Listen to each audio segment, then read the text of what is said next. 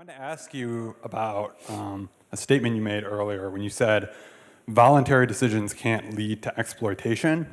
I think that's a little misleading. Mutually voluntary, yeah. Because what it assumes is that, even in nominally voluntary, instances, there can't be exploitative behavior. And I get sort of what you're saying. Like, usually when we think of exploitation, we think of, someone being forced or coerced to do something. People don't have a lot of money, they're not making a lot. And so someone's like, totally at the bottom, and they, make a contract with one of these employers. They're making a decision. They're taking a bad, they're taking the least bad option. Right. And that employer might say, hey, you'll work for me, you'll work 80 hours a week, right, and I'll pay you $2 an hour. I mean, it's the least bad option, and it's a voluntary decision, but I think it still is exploitative. Okay, but so here's the problem. In seeking to end that exploitation, what you are very often doing is providing them a choice now of no choice. Meaning, for example, let's take up minimum wage law, which is essentially, Lochner is talking about things like minimum wage laws. You're talking about maximum work hours and that sort of thing. So the problem with a minimum wage law is that what you have now done is you've circumscribed choice even further, because you're not actually giving people a broader range of choices. Now you're telling employers that they have to hire people at a certain price. They may think that the employee is not worth the price and just not hire them. And this is what happens very often with minimum wage laws. The solution to all of this is something that I believe in, which is private unionization. So I think the private union is that you get together with all your friends, you say, listen, none of us are gonna work for anything below this wage. We're not allowed to kneecap anybody because that's use of force. But if all of us agree, we're not gonna go in, we're not gonna work in this place that's gonna kill us in 2 years. That's perfectly legitimate and good, right? Collective bargaining on a voluntary basis is a good thing and doesn't violate any free market principles. What I don't like is the idea that if you decide to take a job at $7.50 an hour, and I think that I could have bargained better than you, right? That I could have bargained it up to $10, for example.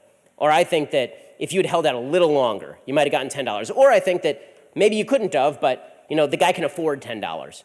You are now imposing your own view of a situation on the actors who are engaging in the act itself. We don't do this in any other area of life. It seems bizarre to me that we would do it in the area of economics.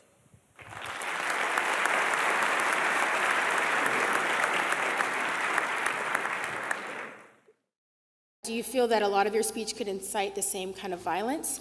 I mean, you heard my speech tonight. Do you feel that my speech could incite violence? Well,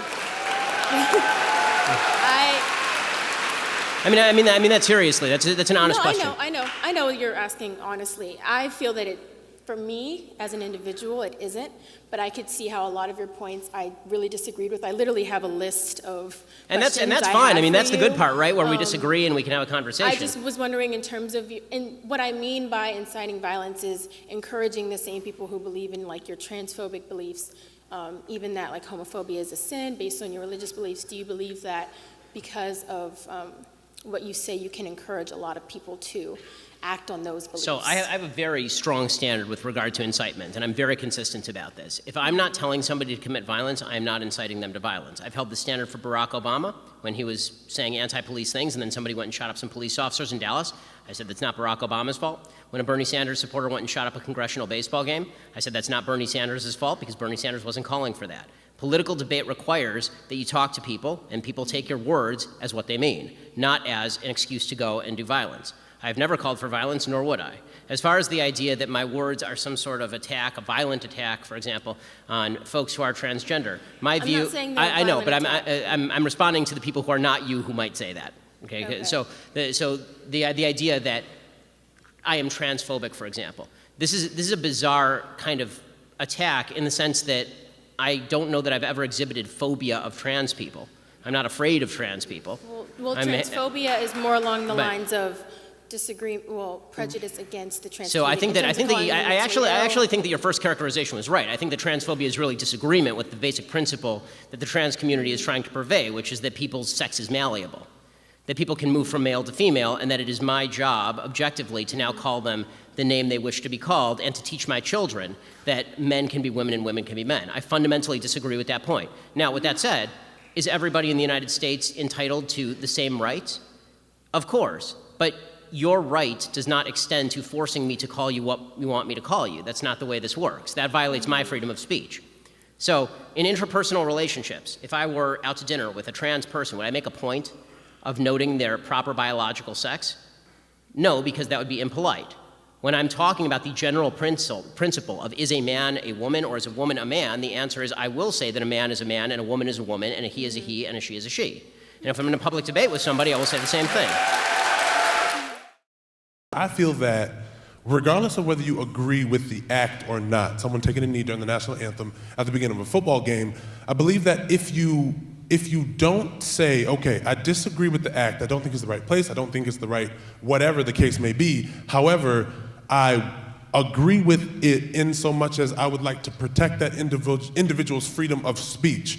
And my question is, I don't hear, well, you certainly, or a lot of anyone on the conservative side or right side, as you would call it, as someone may call it, defending, saying, okay, look, I don't agree with it, but I agree with that person's freedom of speech in that moment, or utilizing that act. So it depends on the forum. So this is a public university. I have a right to speak here, right? There's a Sure. difference between that and, for example, DePaul University. So DePaul University is a private university. Last year, I think it was last year, DePaul invited me to speak, or at least some of the students did.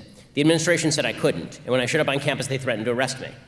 I didn't sue the university because they have a right to do that. I think they're wrong, I think they're foolish, but they have a right to do that. Okay. So Colin Kaepernick does not have the right to kneel on the sidelines of a private NFL event. If he wants to kneel in a park, he's more than welcome to do so. According to who, he doesn't have the right? Well, he doesn't have the legal right. He can't sue the NFL to force them to. Oh, sure, he can't sue the NFL, certainly. So that's the distinction that I'm making. When it comes, like, if Colin Kaepernick were to come here, like right here, you know, and like after the event that we haven't organized, he wants to kneel on the stage all day long, that's totally fine. It's a public university, he can do what he wants. So time, place, and manner restrictions are a thing, and so is private versus public. So I'll defend Colin Kaepernick's right to say whatever the hell he wants in any public area so long as he's not violating the rights of private property owners to control their property, because they do have rights. Like, he couldn't come into my living room and just kneel on the floor.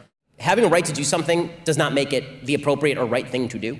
I don't think that kneeling for the national anthem is either smart politics or the right thing to do, because there are certain things that still have to unify us, like the idea the country is based on good foundations. And if he wanted to kneel for the national anthem outside a police station, I think that would be a lot more useful for his supposed cause than, you know, taking millions and millions of dollars of contracts from Nike to pretend to be a social justice warrior. I'm very skeptical of Colin Kaepernick. I think there are a lot of people who actually care about these issues and have studied the issues and don't wear socks with pictures of cops as pigs on them.